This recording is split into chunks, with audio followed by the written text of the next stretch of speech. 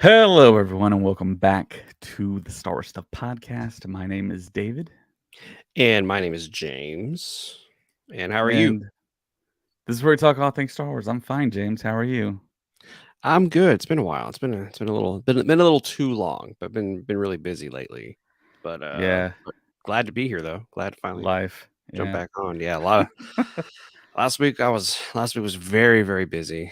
And then the weekend I was very busy, so I had a little time today. So I'm pretty excited about that. Yeah, it's been pretty busy on my side as well. But lots of stories have dropped. Um, Mac over here says, "Whoa, we get a late night stream." So yeah, we are coming at you kind of late here. So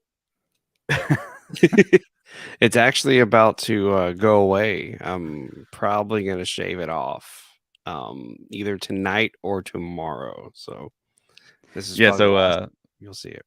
Maka says James beard game crazy. Yeah, James has a huge beard right now. You actually need to go into like a central casting list with guys with beards, and I think I you get a lot of jobs. I tried. They're all booked up for February, but I'm gonna try in March to do central casting. But I don't know. I'm getting kind of tired of the beard, so I'm thinking I'm just gonna get rid of it. I don't know. A lot happens, but I always tell people with great beard comes great responsibility. I knew that was coming.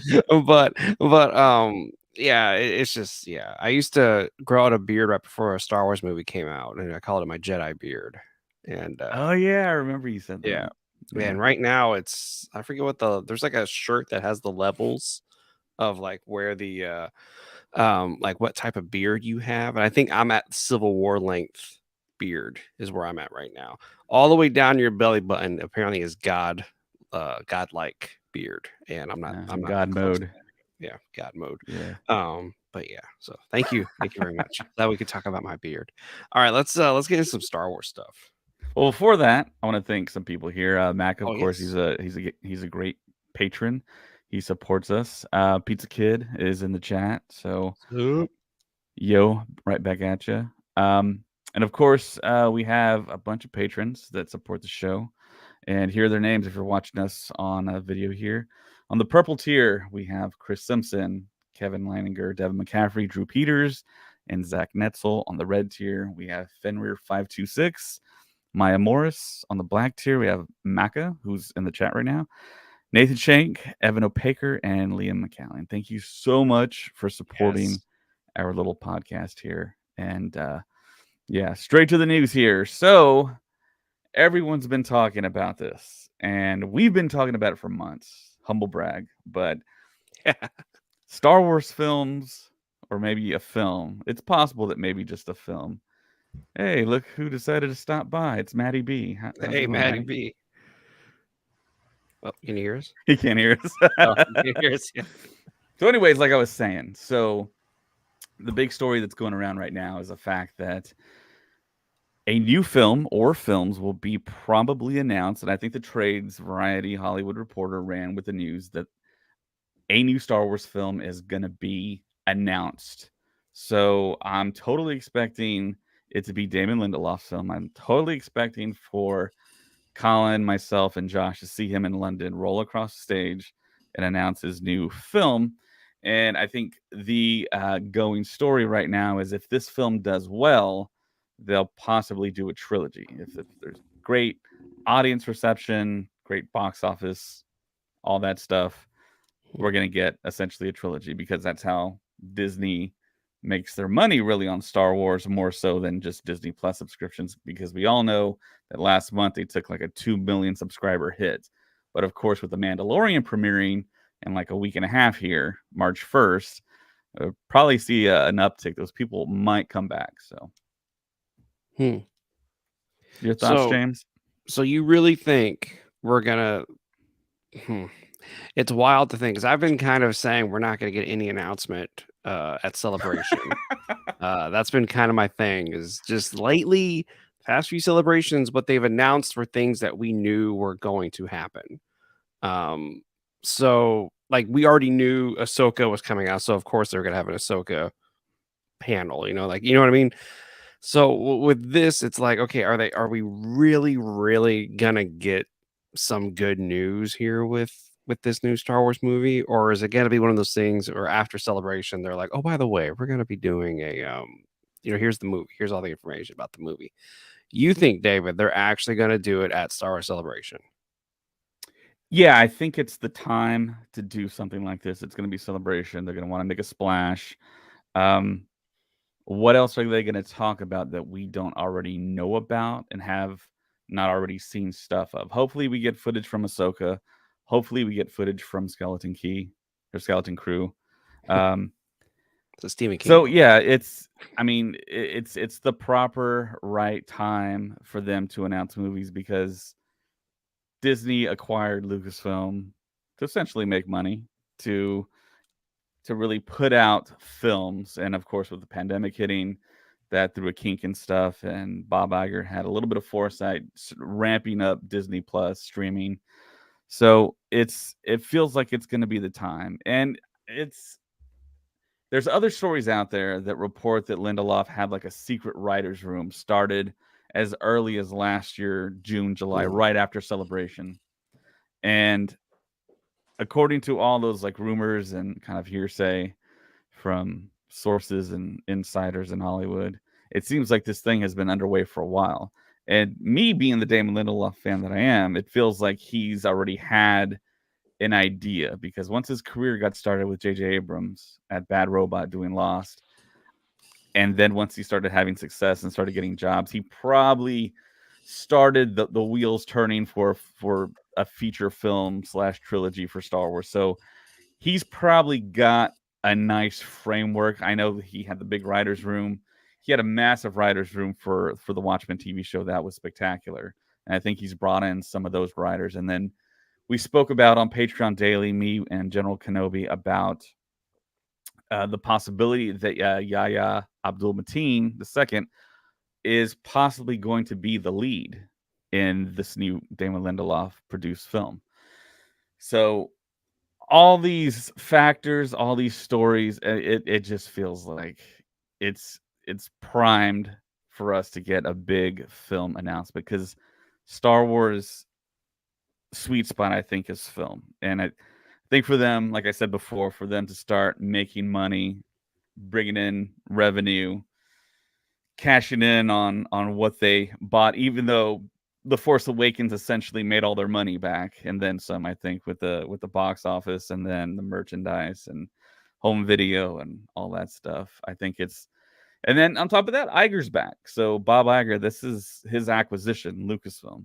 And I think he has a soft spot for it. And I think he gave the mandate for Kathleen Kennedy, hey, look, we need to start doing these films. And a little known fact, I think, with Damon Lindelof, he actually, I'm trying to think back to that story. So JJ, I know JJ really, really endorses Damon Lindelof, and I think JJ and Kathleen Kennedy have a great relationship still. And I think JJ is maybe one of the maybe like advocates, one of the people, one of the Kathleen Kennedy's confidants. She probably asked him, "Hey, who should I pick to usher in the next kind of wave of Star Wars films?" And I think he probably mentioned Damon Lindelof. And I've talked about his origin story with JJ so many times on the podcast before, but it's he's a huge fan. He's a huge Star Wars fan. So I'm really looking forward to what happens. So, Maddie B, I have a question for you. Yeah, what's up? Thank you for joining us, by the way. Oh, absolutely. So I have a question for you. Do you want to see a brand new trilogy from Damon Lindelof, or do you want to see the continuation of 10, 11, 12 of the quote unquote Skywalker saga? I'm torn because part of the things that I didn't like about the last trilogy that I've been outspoken about publicly, I would look like a hypocrite if I gave one answer or the other. So, I think we're ready for new Star Wars stories. I don't know that Disney's budget is, and I know that at some point you're going to be taking a pretty big risk. It's very clear that Disney needs Star Wars on the slate in the cinema. It's a Mhm. big part of how they make money. It's very important.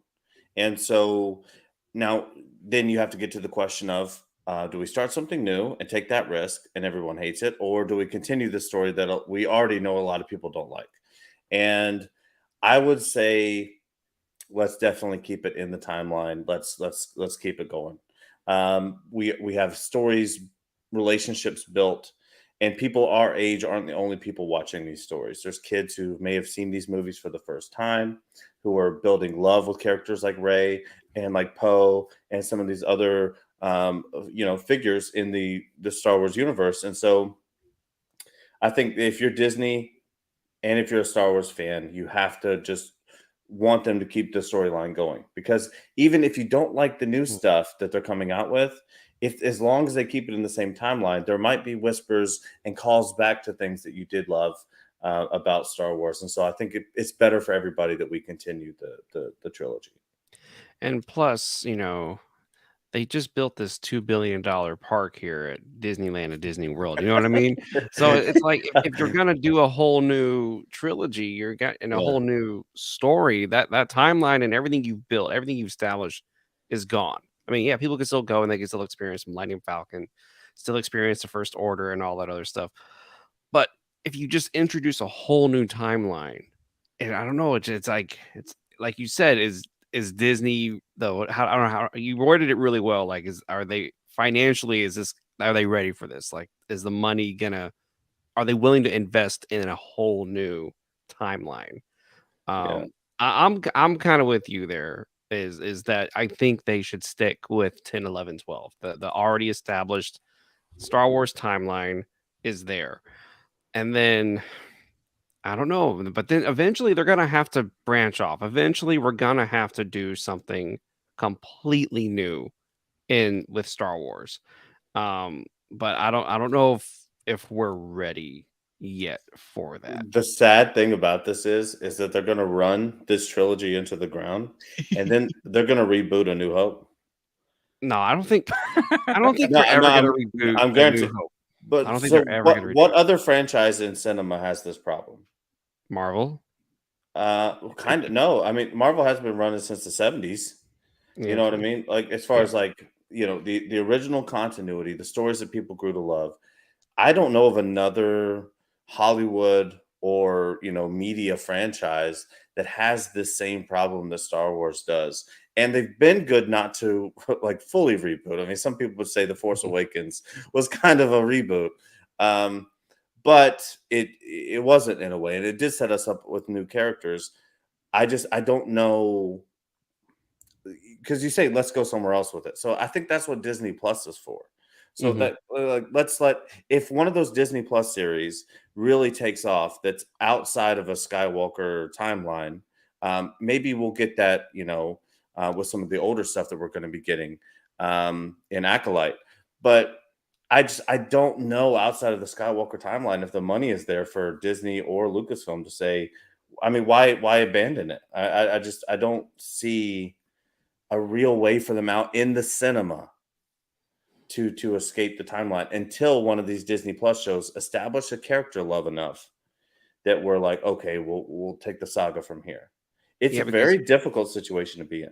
it's a very scary situation for Star Wars and Disney to be like, okay, yeah, we could do a whole new Disney Plus show and see how it goes. We could Mm, pour millions of dollars into a Disney Plus show that's not involved in the Skywalker saga. Because everything we have now is still in the timeline that we've established from even from the High Republic to episode 9. Like it's all still in this timeline.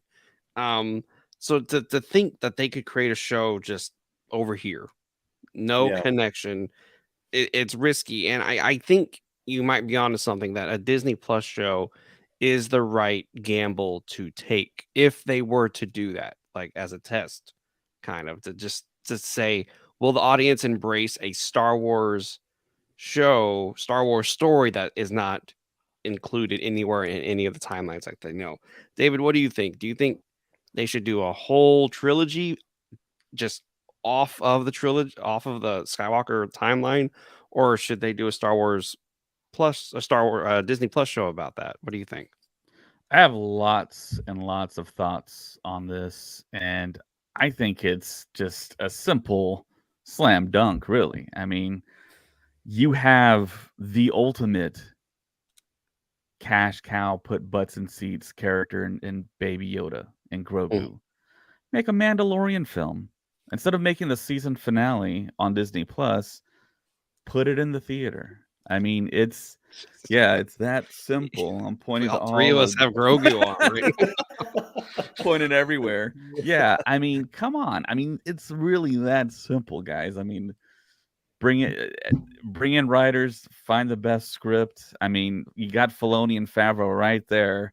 I'm pretty sure they want to do this big climactic event thing. Maybe Mhm. that will be the movie. I don't know, but I've gotten a lot of pushback on doing 10, 11, 12 because there seems to be a stigma with the whole Skywalker saga. Like, oh, that's done. Don't do it. Stay away from it. Palpatine's dead. Hopefully this time now. Um, but I mean, Ray Skywalker, for better or worse, I mean, she has a lot of fans. There's a stigma that she's a Skywalker. Some people don't think that was the Well, they're right just course of they're just mad action. that they're mad she's Mary Sue. But guess what? Daisy Ridley is a badass, and she's amazing inside of that character. And Yeah. so I didn't mean to cut you off, but if you don't like Daisy Ridley or you don't like Ray, get over it. All right, And see, I'm with you on that one. Yeah. I've expressed my opinions. Yeah, I've expressed my opinions a ton of times on here that I didn't quite think she was that kind of stereotypical Mary Sue type character because I made the analogy to like basketball. When I was a little kid, I had to learn to become good at basketball, but some kids were just good like from the womb, It's like, how is this possible? You She can was say just that good about with Anakin too. You can say that yeah, about she was just Anakin good too. with the force. I mean, and she had Palpatine lineage midichlorian levels, I mean, it's MC like, come levels. on. Careful. Yeah. MC levels. Yeah. But also, they had to advance her to a point, and even if they did advance her in what some would consider an unreasonable way, they had to do that for the sake of let's get the story going and let's get you guys the things that you want to see. I mean, did you really want to go? Would you rather episode one, The Force Awakens, just been a Dagobah scene with Ray just sort of training the whole entire time? They had to sort of just like jumpstart this thing and get it back going in theaters. And so I have been a victim in the past of complaining about these movies. Every time they come on FX or whatever, they're always on, right? I find myself watching them. Yeah. And so it's just at some point, and people had this about the prequels too. And it's the Mhm. same for me, like when a new Drake album comes out, I don't like it when I listen to it the first time. 3 weeks later, I'm crying in the bathtub listening to it. It's like sometimes you have to give things a little bit of time, and I think the sequels have level. I mean, the casino, the casino thing, all that. I mean, there's things that we can complain about, but overall, I mean, I think they did okay with fumbling through directors and writers, and they came out the best that they could. I think we continue the storyline, and so yeah, the Skywalkers are done. Palpatine is done, but the Skywalker timeline can't go past them. So to say that we're going to completely is this a different universe? Is it a different galaxy? So your really only options to even transform that would be to go back in time or so far in time that that was like, so far away from us. So maybe Acolyte can give us a new trilogy, which All is I know like is prequel. if they announce a new trilogy, Daisy Ridley, John Boyega, Oscar Isaac, all Never gonna signed on again. I think that's a lot of money. That's a ton because us fans are going to be like, "Oh, we're going to actually continue the story."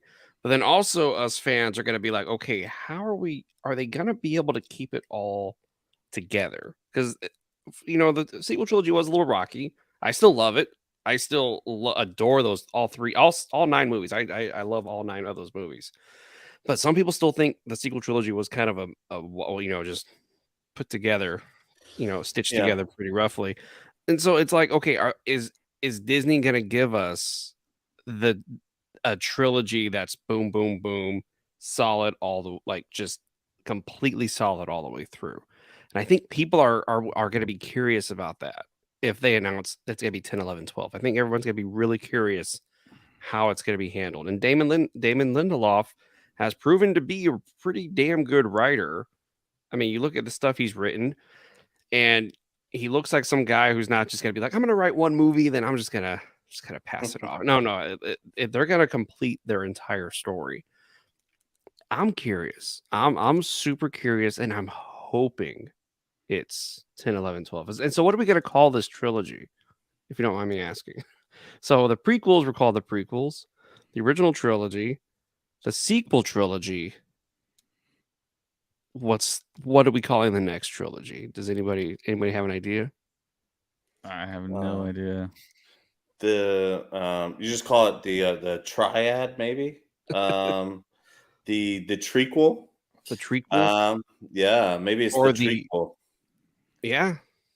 The end, the conclusion trilogy. Ooh, there's a good one. The conclusion trilogy, but that's too that's too fine a point on it, right? Yeah, true. But here's the problem that Star Wars is always going to have. It comes back to very bare bones business. So no studio is willing to take the risk that George Lucas and the studio took when he made A New Hope. You know what a risk that was?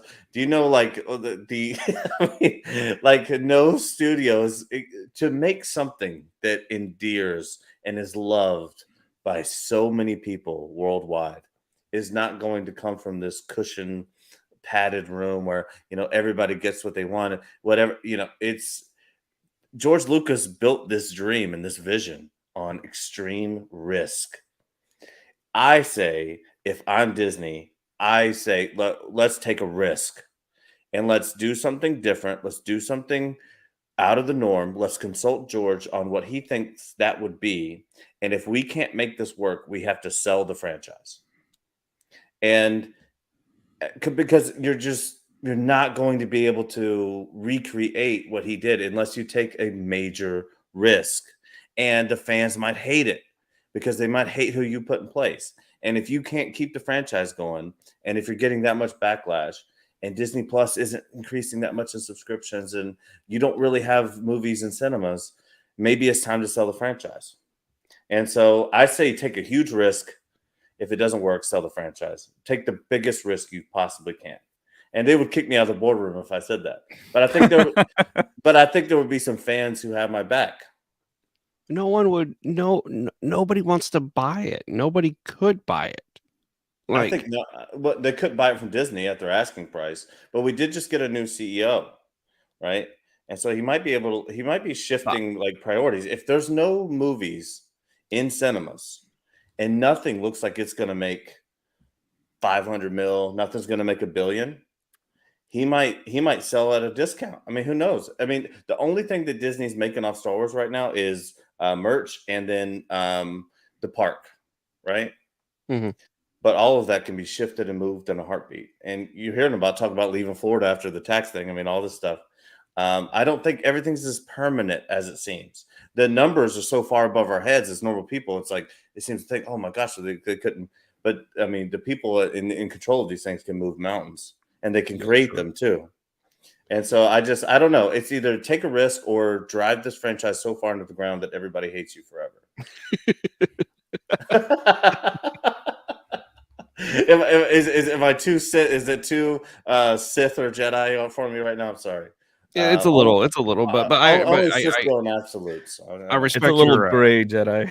Your view of that. That's pretty intense. In my opinion, Disney will never sell Star Wars. It's gonna have to be a very, very dark day for Disney, where they're like needing to come out of bankruptcy, which is not going to be anytime soon. But you just saw they fired 7,000 employees. So, I mean, they can always kind of recoup whatever money that they're losing some way, somehow. They can raise park prices. I mean, aside from all that, though, I think Star Wars is safe at Disney. I don't think they would ever, unless there was a major acquisition by something like Apple buying Disney and then Apple restructuring or doing some type of deal, like almost like a sports trade. We trade Star Wars for DC or something like that. I don't know, but I think that's kind of very not probable. But going back to I think the first point that I was trying to make with this new film that's going to be announced, I think the popular report is that it's going to be one film. It's not going to be. They didn't specifically say yes or no for it to be 10, 11, 12, or in a Skywalker timeline or anything like that. They did say though that it will be after the sequel trilogy and possibly having a sequel trilogy character show up for like a cameo or something. So that's kind of the popular report, but those reports Where, can be wrong. where's Cameron Monaghan? Yeah, that's the big kind of head scratcher there. We talk about that all the time on the podcast. You cast Cameron Monaghan as this now beloved character in Star Wars video games. He can act. You can have him in his own trilogy, his own TV show. Age appropriate, knows how to act. They didn't even need a major actor to make this video game. They could have just made a character. Yeah, and they specifically chose him and his likeness for a reason. And it's like, well, David's pushing me back on this. I think if there's potential that he's in the Mando, and that's why they pushed the game back. But no, not the Mando. Sorry, Survivor, Jedi Survivor, and that's why they pushed Mando back. No, reverse. You had it right. They pushed Jedi Survivor back because Mando's gonna come out. Yeah. So I mean, at some point they have to use him. If I'm Cameron Monaghan, I have beef right now. Oh no, that most definitely. I'm pretty sure he is promised something. I'm pretty sure when he signed the deal, it was like you're gonna be in some stuff, not just the game. You're gonna be in some stuff, and I'm pretty sure he even said, if you're gonna use my likeness, you have to put me in something. So I'm thinking BBY timeline. He could be in Ahsoka, right? And he could be in Mandalorian. On BBY timeline, they'll have to make him a little bit older for Mando, way older. But for Ahsoka, that kind of fits where the timeline is for Ahsoka. Yeah. But actually, no, it doesn't. It doesn't fit because Ahsoka is taking place around the same time as Mando. 15 BBY. No, not before the Battle of Yavin. This is after. This is like ABY, right? Yeah, because we're thinking about like Rogue One timeline, but that very season or series finale aspect of it, when we saw Ahsoka the White, that was actually after the events of her episode in Mandalorian season 2.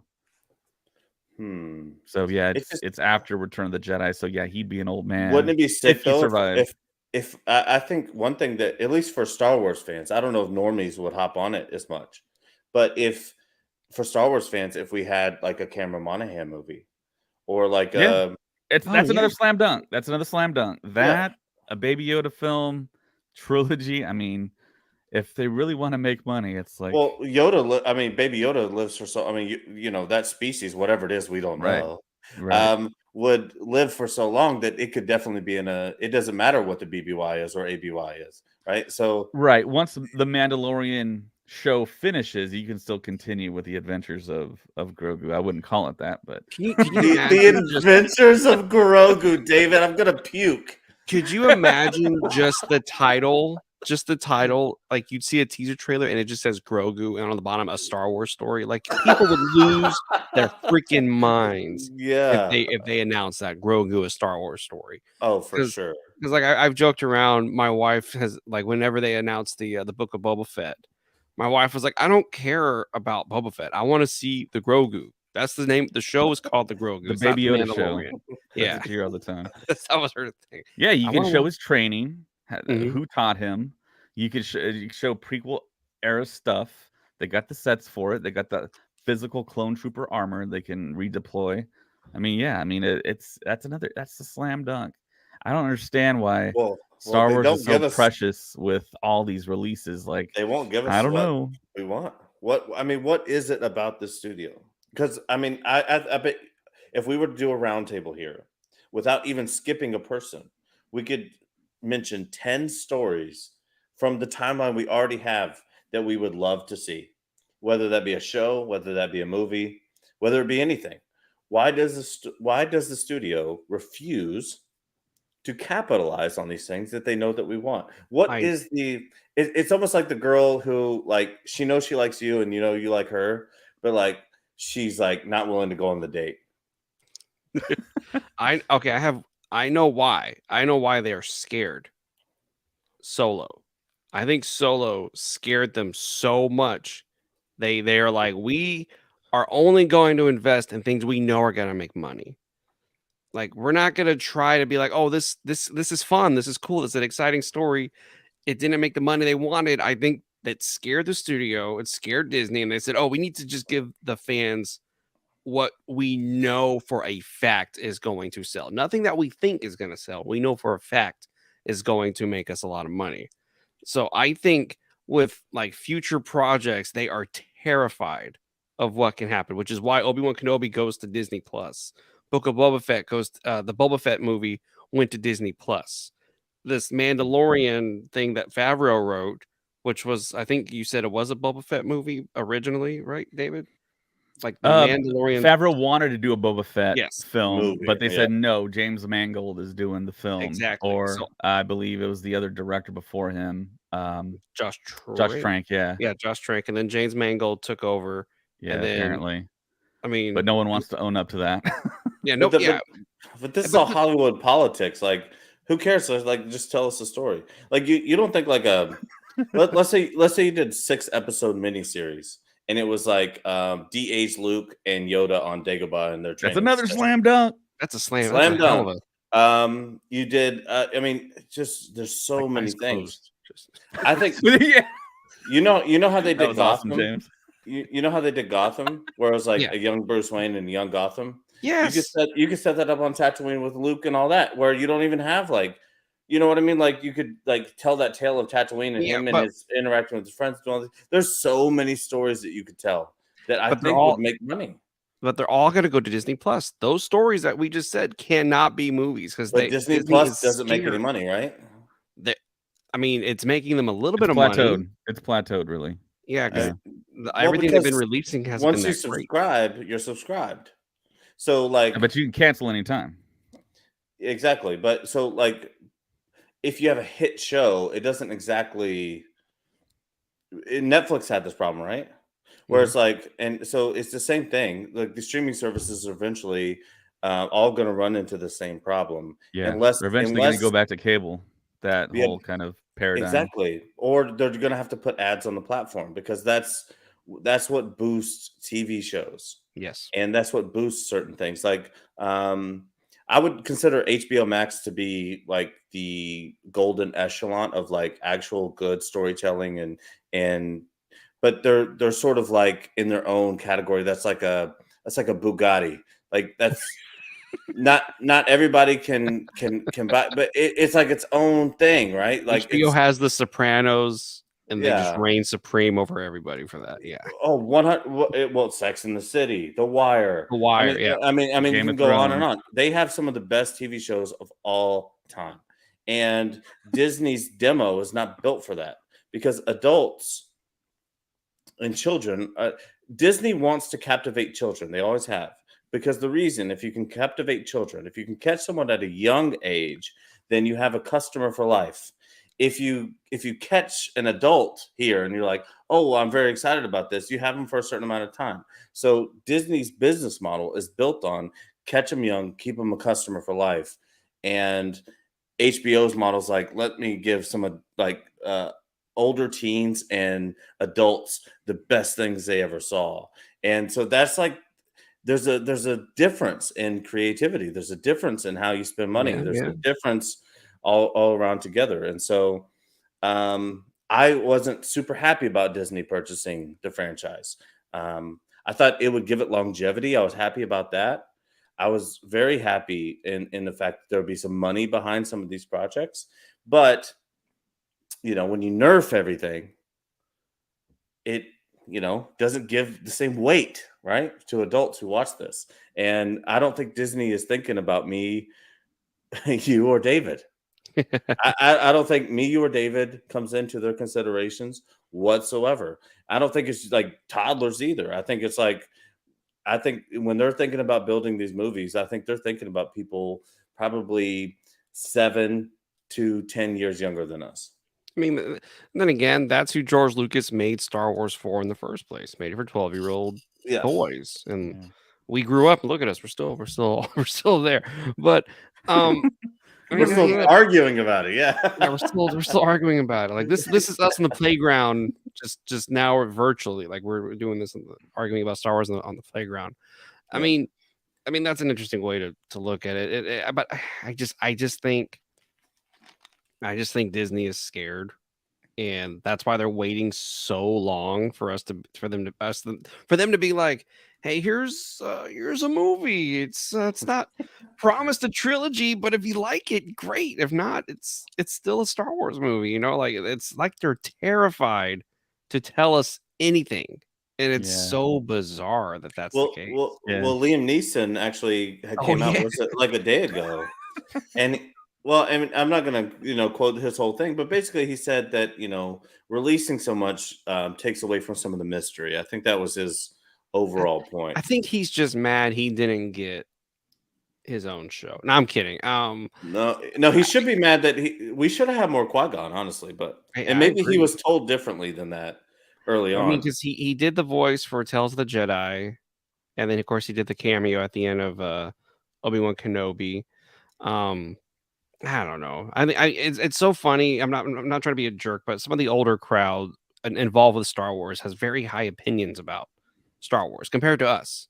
Yeah. Like Marshall Lucas, how she spoke about the sequel trilogy. And, it's kind of the same. Like she's like, this is what Star Wars is. This is what it should be. What they're doing is not Mhm. right. And then it's like, okay. And then Liam Neeson's like, hey, them releasing Star Wars like this is not right. And it's really And yet shocking. he appeared in Obi-Wan Kenobi. Yeah, then he shows up in Obi-Wan Kenobi. It's like, come on, man. But I'm in the mindset, and I'm with David 100%, where it's like we should be getting Star Wars every year. We should be getting Star Wars something Yeah. all the time. And there's still enough mystery that they're never gonna answer every single question for us. Like we still have questions from the original trilogy we have no idea about. We just accept it. But and it's just and also that's why Tales of the Jedi. There's a couple of those episodes that I was jaw dropped, gobsmacked, on the edge of my seat for. Like, no, seriously, like that scene with Yaddle and Dooku. I mean, oh my god! And Yeah. I mean, so there's a lot of lore to explore, and I think but I think that they've put Dave in that category of almost customer success manager. He's almost customer service, where it's like we're going to put out a bunch of shit that pisses people off, but we need you to make them. We feel need you to okay make about sure it. everyone's happy with something. Yeah. We need an empathy episode. We need an empathy statement of, hey, I'm sorry, sir. I know you're having a difficult time with this, but maybe we can make it right with a $10 credit. I think that they've taken Dave Filoni's genius and made him a customer service rep, where every time that the studio pisses us off, sorry if this is Star Wars stuff after dark, It's fine. but they make him into a customer service rep where they're like, okay, Dave, we'll give them something they like.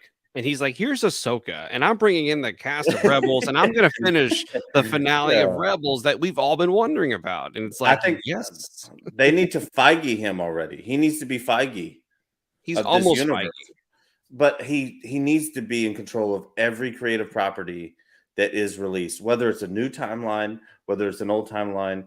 There is no one more qualified than anything. But that's why he's the creative, right? He's a creative executive. For sure, but I don't think that and he might have the same title. But so, for example, I'm in sales. So, and my target that I usually attack is IT directors, because I sell cybersecurity.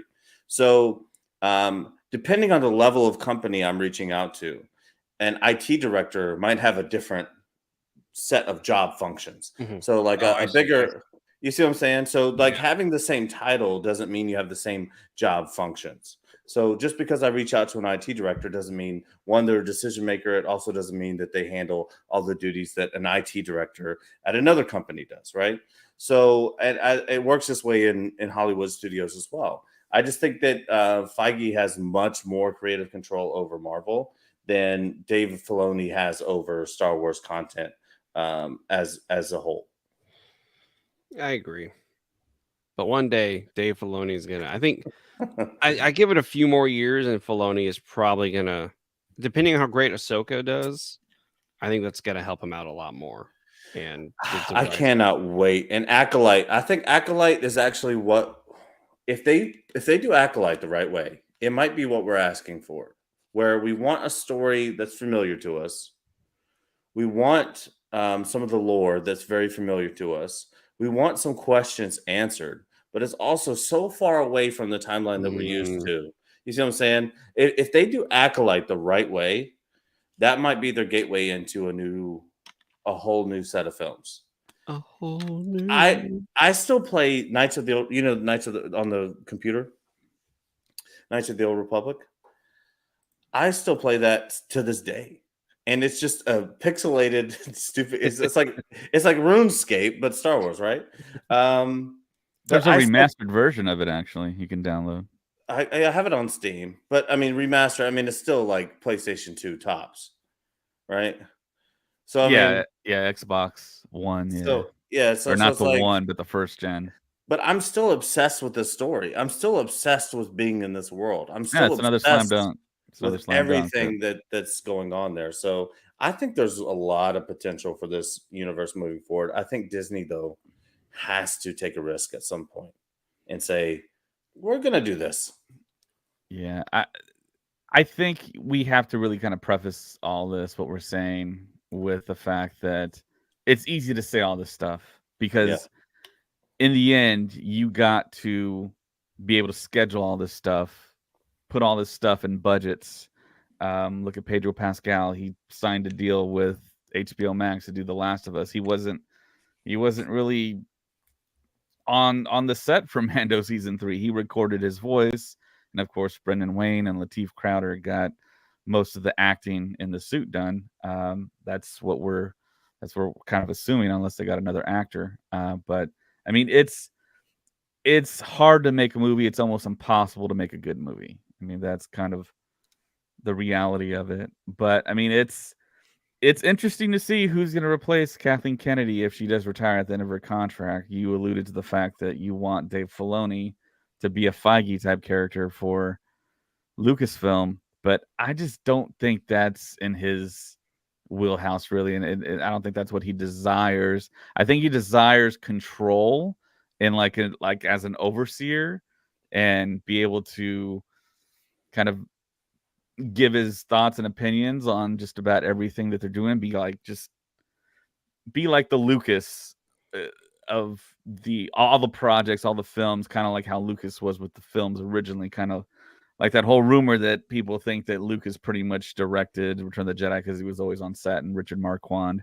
got the credit, but a lot of people think that Lucas had more influence than people think and what they kind of reported.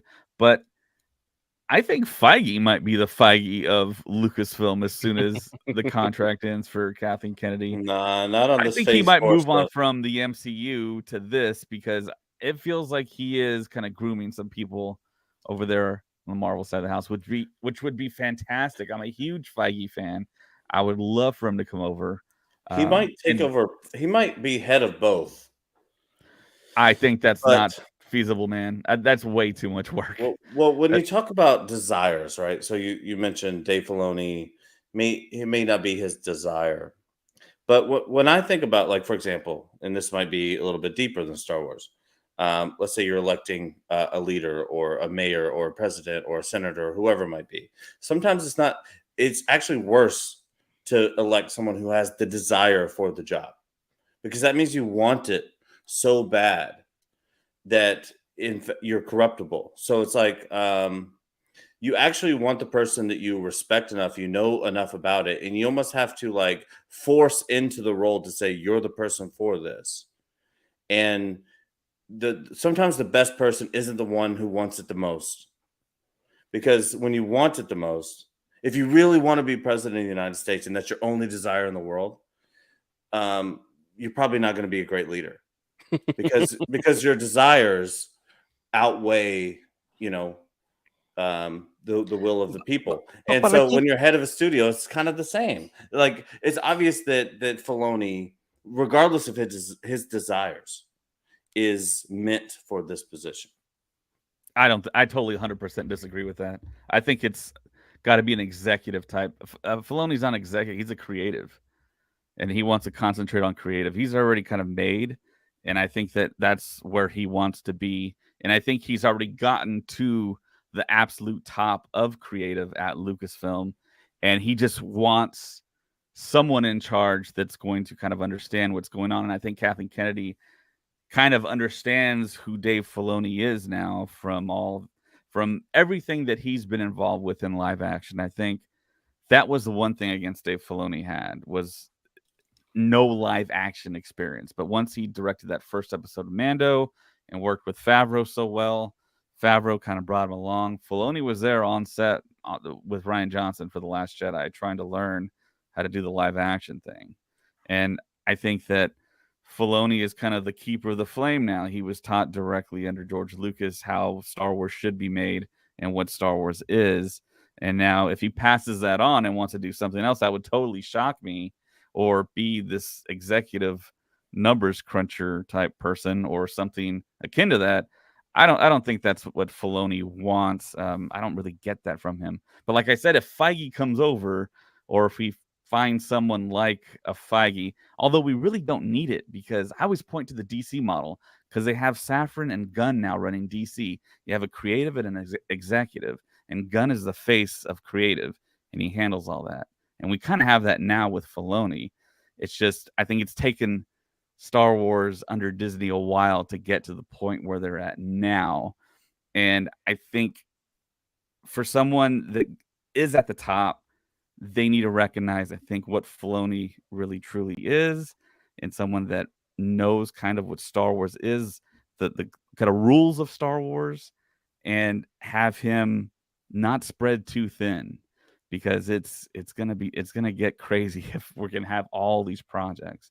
And from my understanding, he had nothing to do with Andor, which was a very adult-oriented show. I know you mentioned how Disney is not going to that realm of entertainment. But if you look at Disney Plus, every time I go to Disney Plus, I have to type in a code so I can access all their content, which has adult material in it. And then we have Andor. Well, we have season 2. Preface this: being boring for kids and being adult oriented are two different things. They're two different things. Like Andor wasn't adult themed, in my opinion. I'm an adult. I watched it. I thought it was probably boring for kids. I thought it was a pretty good show. I thought it was definitely themed in a certain way, but I wouldn't say it was adult oriented. So just because it's not geared for kids doesn't mean like it's adult oriented. Like The Last of Us is much more adult oriented than like Andor, and like so if like you were to compare those two, I would say that Andor was not like adult themed in any way.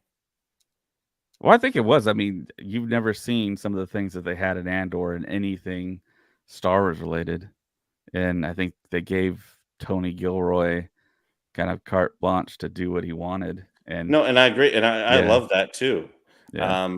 And so it's just, to me, it wasn't like the most adult thing that I've ever seen, but it wasn't the most kid thing that I've ever seen either. And Yeah, that's I why mean, it seems so different on Disney Plus, because we're not used to getting that type of content yeah. on Disney Plus. But it's not like they were dropping F-bombs left and right, or there were people hooking up, or They it almost wasn't did. I mean, Almost dropped one. it was close, but I think when it comes to Filoni, like at some point, like once you hit that position, like can't you build a cabinet? I mean, can't you get people around you who crunch numbers and do that type of work while you just sort of check off on the projects that come through? Yeah, Does he's it just have not to in be that one position person? right now. I think he's more so in that position than I think people think, but he's not kind of like an absolute overseer of everything, because I think the buck stops with Kathleen Kennedy. She greenlights everything and she approves everything. So would And you say? And because and again, I'm curious. I'm just speculating here. Mhm. What franchise has Kathleen Kennedy ever like done well with? Like grown and like fans are like, we love that. Back to the Future. Indiana Jones. No, but I mean, not Adult started. oriented. No, I'm saying not started. She was on Jurassic Park too, right? Like the first couple. So Yeah, I'm it's pretty saying much everything I'm Spielberg's saying done. so I'm saying you had great, incredible movies that were built that she was just like in charge of, and but it wasn't her doing that made those movies great. And then she took charge of those franchises afterwards, sequels and stuff moving forward. And most of the franchises she's been in charge of have definitely steadily dropped off. I mean, when's the last time someone said, "Oh wow, I love that Jurassic Park movie"? Well, Or she what didn't was it? do the she didn't Yeah, do her the husband last. did. Yeah, But again, Frank it's the same, right? Marshall did the Jurassic World stuff. She did the Jurassic Park Lost World and Jurassic Park 3. And so, but again, so that's a steady drop off, right? And then, so let's think about Back to the Future. Pretty good steady drop off there. What about Star Wars? Pretty good steady drop off there. She's never grown anything. Everything that she's been a part of, the first movie blew up and was incredible, and then afterwards, everything was in a steady decline. But she You wasn't. can't But she wasn't you part can't of name one thing creative that though. she grew. She was like the number side of the house. She was getting stuff done. She was making Right, phone but calls. none of those movies made, like, their numbers, like, I mean, you know what I mean? Like, not to what they could have. I'm just saying, I don't think that she's ever added anything to the pot that, like, grew something. Nothing under her grew. Everything is actually in decline with Kathleen Kennedy, and But I well, I mean, films really don't grow per se. I mean, can we point to the only franchise I can think of where every single film was just maybe a 10 out of 10 is maybe the original trilogy Star Wars, um, Peter Jackson's The Lord of the Rings. But I mean, it's rare though. I mean, I think it's a little Well, unfair to didn't say. haven't the Creed movies done well, compared to the Rocky movies when they like box office when they came out? I I don't th know. I think I'm not that big a fan of the Creed movies. I think those are a little overhyped, in all my I know opinion. is that Kathleen Kennedy has a record of things declining under her reign. That's all. And maybe that's a case of the industry. Maybe that's not a Kathleen Kennedy thing. So I'm not assigning that to her, and I'm definitely not putting her on trial here. All I'm saying is that there's no reason not to shake it up a little bit and see what else we can do, because I can't like point to like one success that's like sustained over time. And I do hear a lot of complaints to the opposite, though, right? So it's like, well, we don't really like the direction that this is going, especially when the sequel trilogy came out. I mean, people were very upset, and they didn't like a lot of the things that she had been doing. And maybe she wasn't a part of Jurassic World, but I mean, wasn't her husband was that guy, right? I mean, it was like it's still her. So we Frank Marshall's his own producer. He doesn't need his wife's help for these movies. Well, Just like I she was, doesn't just like she you doesn't fall need his asleep. help for Star Wars, you know? Well, I don't really need help paying the bills in the house, but I still sleep next to her, and she helps me with them. Fair enough. But I mean, come on. I mean, at some point, all I'm saying is I think that Star Wars could use just a good, and even if you keep everybody in the same place, maybe just shake it up and say, hey, everyone has different things. Let's just try something different. Well, we can kind of point to that with The Last Jedi. Well, on that note, But yeah, I do have to go, Jing- guys. I do have to go. I'm sorry, but y'all keep going, keep going. Sorry, but I do have to go, unfortunately. I hope to continue this conversation one day with y'all very, very soon. all right. I wish I could grow a beard like you. How do you keep it? Just it's all around the. I mean, it's so. See, I get like I can't grow it in here. You have the whole thing going. Yeah, I got the whole Dude, whole thing. you look great. You look like you I'm just got off an island. You you weren't here for the beginning of the conversation, but I'm probably gonna go shave it off right now before I go to bed. So Do not do that. just letting you know. Do It not. grows back in like 2 days, man. It's gotta Don't grow worry back. about Don't worry. All right. So, Well, all right, guys. I'll talk to y'all later. Y'all keep going. May the force be with y'all. it. All right. Likewise, James. So the other story here that Maka here alluded to was the fact that the rumors are circling again of Boba Fett season 2. So there is a story out there that I kind of wanted to touch on from Bespin Bulletin here.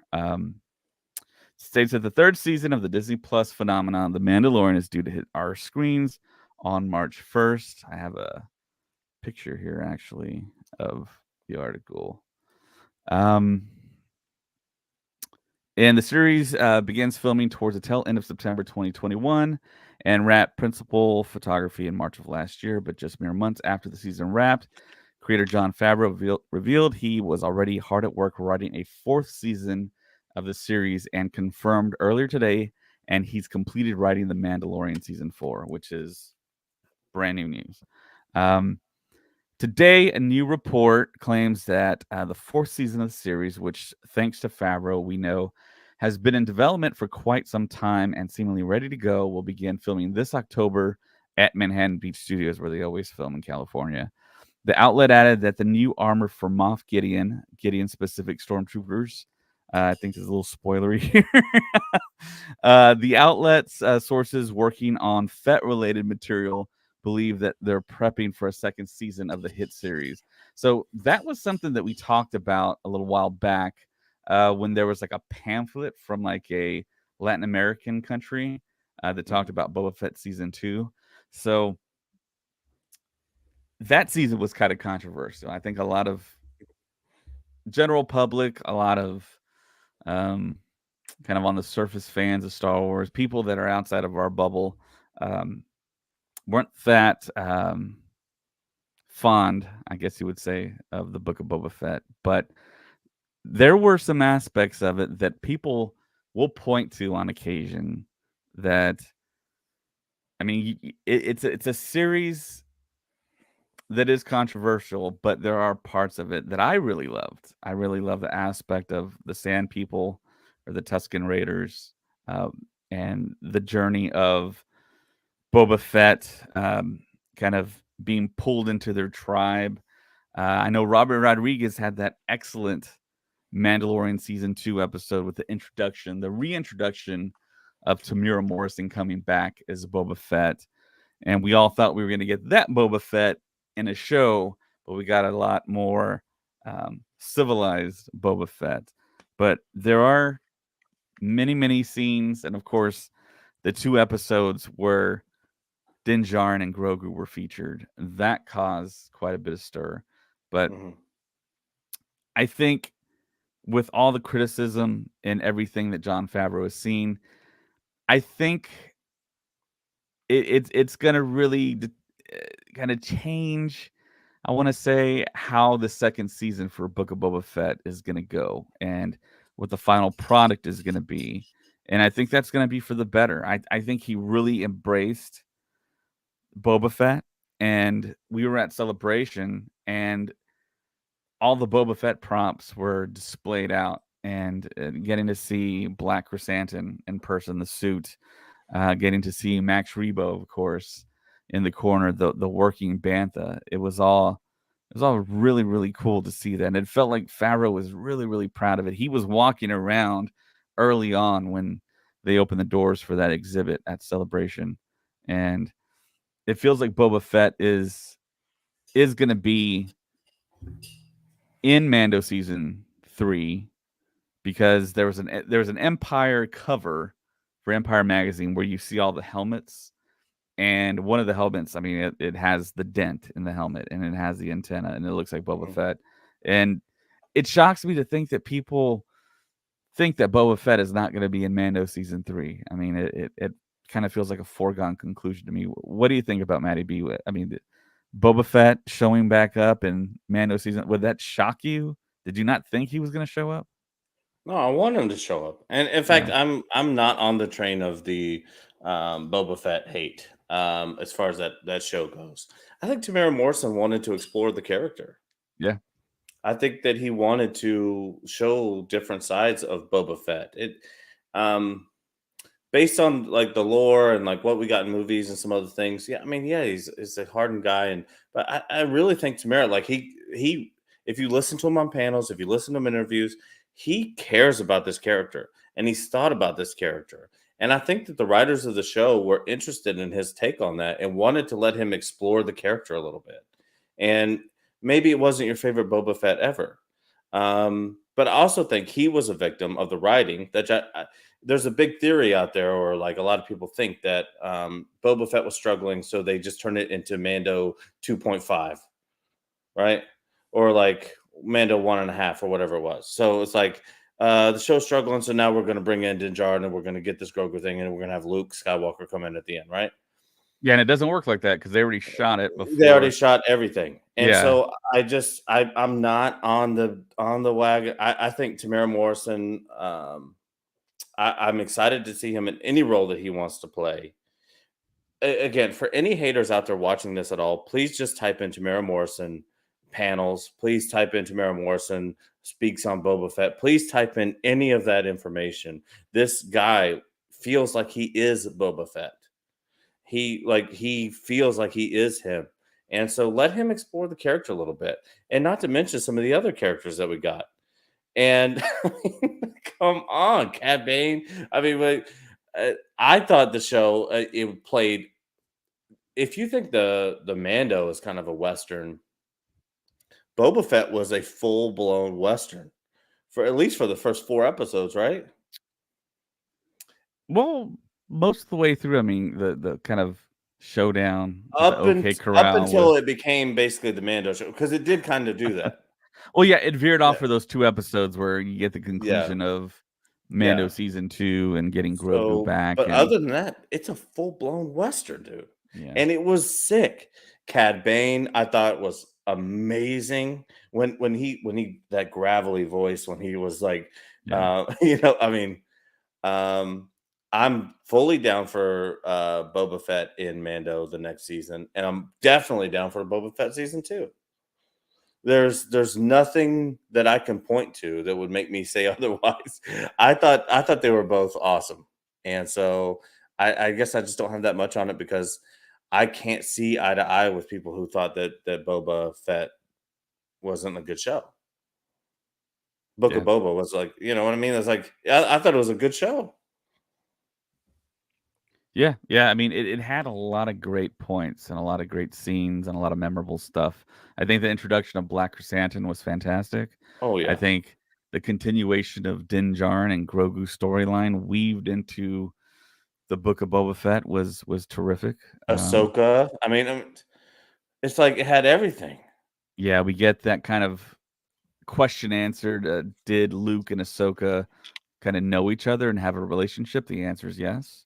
So 100%. And the way that they were talking, and when she said to him, I mean, there's some moments in the Book of Boba Fett that if you're a Star Wars fan and you say you don't like this show, I have to kind of question you a little bit on whether you like Star Wars or not. When you think of that, no, seriously, when you think yeah, of that scene, even that alone of Ahsoka and Luke, and her just saying, "You're a lot like your father," I think it was along the lines of what she said. yeah, just like your I- father. You're just like your father, and him sort of taking that as a compliment, but also kind of like, well, what does that Right, mean to you, right? So, and she knows more about his dad than he does, and so, right. but not even just like those parts of it, because everyone likes those parts. Again, like you talked about with the Sand People and him becoming that crime boss, and but not running it like the Huts do. Like say, like he does still have a little bit of compassion in this world. Like the Huts were just like vicious, killers. They had no care for humanity. They had no care for the soul. They were just in it for the money, and you can't even bargain with them. He was at least a reasonable person, and that sets up his character in such a way that like obviously he would think that way. He's a human, right? I thought the show was great. I thought it was just as good as some of the other things. I did find it odd though that the writers kind of shifted into the mode that they did. But do you think that was like a timeline thing? Like they thought that other shows would kind of be closer to it than it actually ended up being? Like maybe some things would be a little bit closer than, and because of COVID and everything, a lot of things got pushed. Like when they wrote the initial series, do you think they thought that some things would be a little bit closer to it?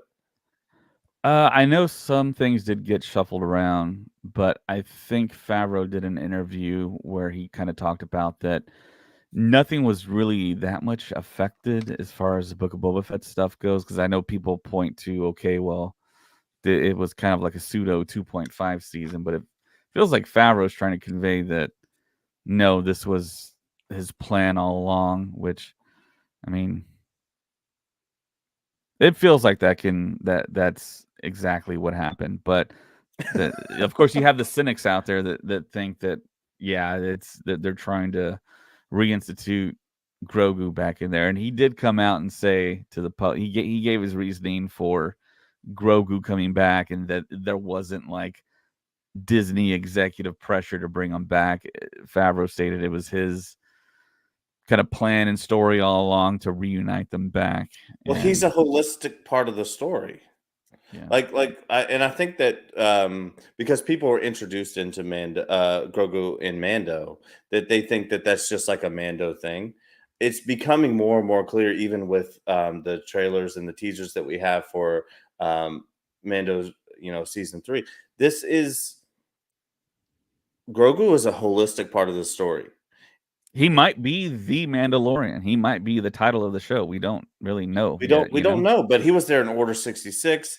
He's going to be there much after that. So it's like when you're writing this before the fans see it, I can see how like he would have this like idea of like, no, we didn't just bring that in because Disney wanted us to bring that in. When we were writing this, Grogu was a holistic part of this whole story. This isn't like some one-off toy selling thing, and maybe it does that, but we never intended it for it to be that way. He's going to be a part of these stories moving forward.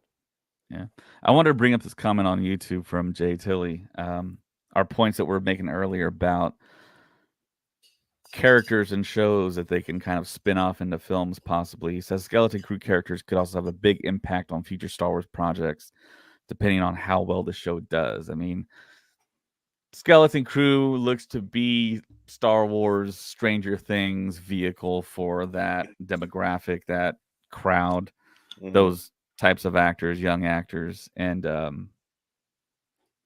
hope it's a big hit. It's going to be Chris Ford and John Watts doing this, and John Watts stepped away from the Fantastic Four film to do this.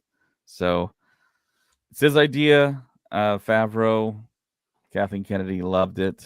They pitched it to him, and Jude Law's involved. Of course, we all know that. Hoping to see a trailer at Celebration in London in a month and a half's time. So pretty close. Dave, I'm so jealous of you for being able to go.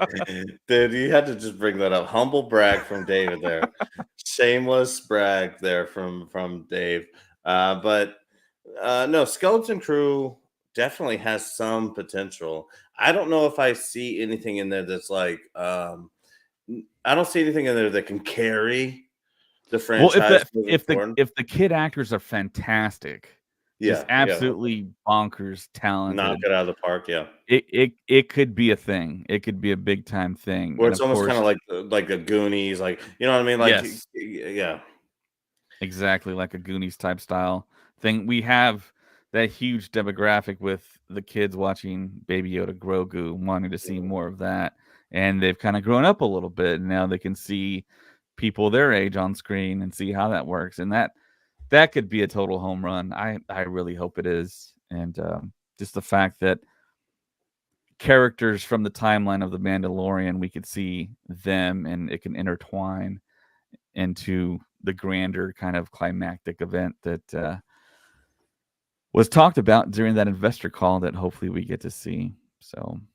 yeah. And and sometimes I know audience that I can kind of come across as a hate. I can tell you honestly, the only Star Wars show that I can movie that I can say I genuinely did not like is The Last Jedi. I love the Rebels. I mean, I love every animated series. I love Tales of the Jedi. I love The Mandalorian. I love Book of Boba Fett. I love the original trilogy. I love the prequels. I love the sequel trilogy. I love so many of these properties that I just say, give me more. Will I be critical sometimes about how certain things went? And yeah, I might be, but guess what? That's just me just loving something in a way that I want other people to love it too. And that's just not always how things work, right? So the Skeleton Crew, if you pull it off, you do this Goonies thing, and it wouldn't be my thought. It wouldn't be what I would do, but I'm gonna watch it and I'm probably gonna like it. And if it takes off, I'm down for it. I want Star Wars to succeed no matter what. No matter what it takes. I just want Star Wars to succeed. And I want them to be Yeah. the best that they can be. And, it's not gonna be like some of the other franchises. It never was it from the beginning, And so, I'm down for Yeah, whatever, they Dave. definitely got the content in the back catalog to make live action stuff for the theaters that Hell will yeah. make money. And it's really shocking to me that they just don't roll all that stuff out first. You can knock it out, and then after we get all that stuff that we kind of it feels like a no-brainer that most fans want, then they can roll out the new characters, the new planets, and the Outer Rim stuff, the stuff that the main characters from the Skywalker saga had no idea what was going on. And Well, maybe can Dave be Filoni in the right drawer of his desk behind a lock. Wouldn't you love to see his wish list?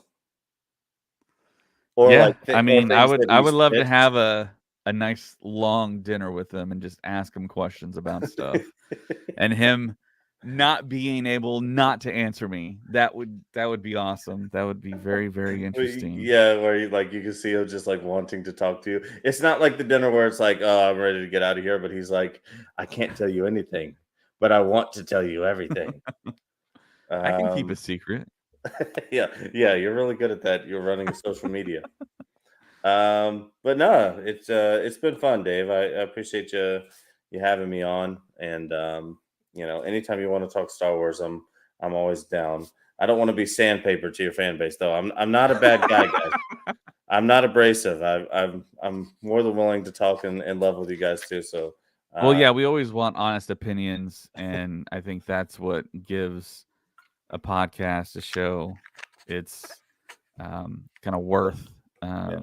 Otherwise, it's just if you're going to regurgitate what the media says or what other talking heads say, I mean, it's kind of pointless. But yeah, we all have our different opinions. I think that's the beauty of podcasting. Yeah, for sure. And like, I didn't even know you sent me a message on Facebook, and you're like, "Hey, do you want a Star Wars podcast tonight?" I'm like, "Yeah." Like, I didn't know what our topics were or anything. So, Yeah, I mean, yeah, if it's you know just what's going on, if you care about it, you yeah. know what to talk about. You know what I mean? Yeah, So, exactly. Yeah, uh, before we go though, I just wanted to make mention of the interview that I did as well as Countdown to the Geekcast did with Leilani Shu. I met her. She plays Tika in Obi-Wan Kenobi, the first Jawa that was given a name, a credited name, and also Leilani Shu, who's super cool to meet. If she rolls by your neck of the woods, definitely go out, see her, talk to her. She's super cool. She will talk to you. She will tell you stories. But yeah, I did an interview. I'm going to put that up on Patreon. Countdown to the Geekcast also did an interview with her, with General Kenobi, who you've seen on the podcast before. But yeah, she's super cool. I got a Black Series Tika action figure signed, so I thought that was cool. We got some prints of with her signature on them as well. But yeah, I'd never met her before, didn't know what to expect. But yeah, she's led a very, very interesting life. What's not on the interview is she is as a music rep, and she's worked with some of the biggest acts in the world. And when I say biggest acts, I really do mean biggest acts in the world. So look for the interview. Here's a little picture here of me talking to her. But yeah, she is a Jawa. She's been a Jawa in The Mandalorian season 1, season 2, Boba Fett, and of course Obi-Wan Kenobi, the series. And very entertaining, very, very cool person. So yeah, look for that. she seemed like a firecracker. Yeah, she has. I don't want to say she's like Carrie Fisher, but she kind of has that same kind of like fun-loving attitude that Carrie had. And yeah, she's a really cool person. I mean, she's been in the music industry for 30 years, so she's very interesting to talk to, and I know she has a ton of stories, and Yeah, she does and lots of podcasts, lots of conventions. that video is actually I think it's just on General Kenobi's page. So Mhm. once you check out David's, go check out David's now on YouTube, and then afterwards check out General Kenobi's.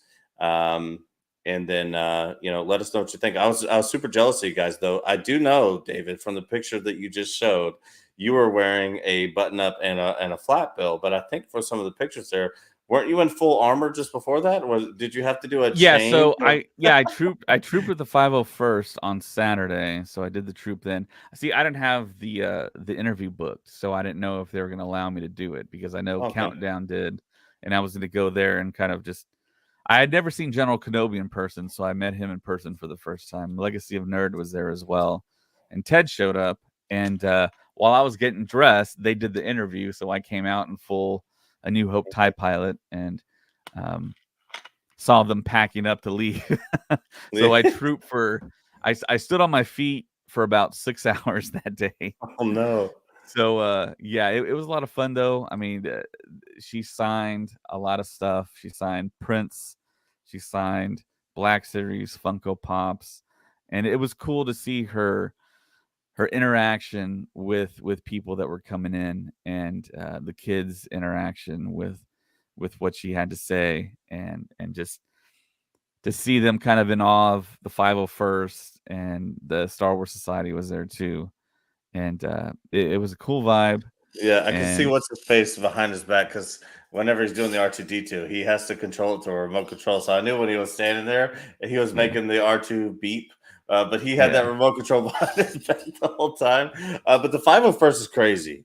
You guys have the sickest stuff I've ever seen in my life.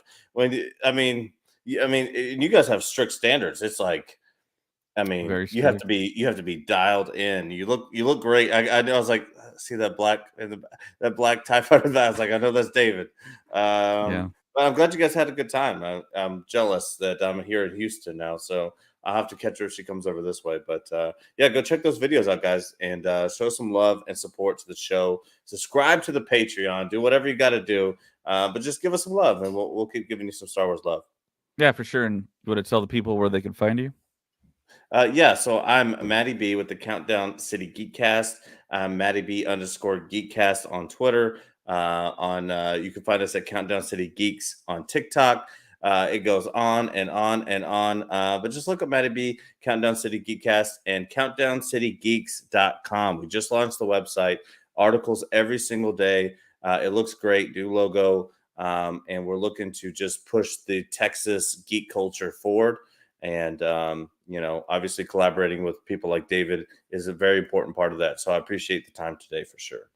Yeah, we're actually thinking about doing a collaboration here pretty soon, kind of big one. Yeah. So yeah, definitely look for that. And of course, if you're listening to us, watching us, I think you know where to find us. You can find us pretty much everywhere on social media: Instagram, Star Wars Stuff Podcast, Twitter at Stuff Pod. Of course, support us on Patreon, where we try and drop as much content as we possibly can. That interview is about to be up. TikTok, you can email us, StarWarsStuffPodcast@gmail.com. Of course, we have a Facebook page. We have a group. And if you go to Apple or Spotify to listen to us, give us 5 stars, write a review, and that's it. And any other comments you got for the crowd here, Matty B? No, again, I'm so appreciative because I'm known for Ghostbusters. I'm known for some other TV shows like The Last of Us. That's really what I follow. I'm not the biggest comic book nerd in the world. But anytime that I'm allowed to be on here, I'm so appreciative. So Star Wars Anytime we is, allow you. yeah. Well, I got banned by corporate for a while because I called out that Bryce Dallas Howard was going to be Yaddle. Crystal ball.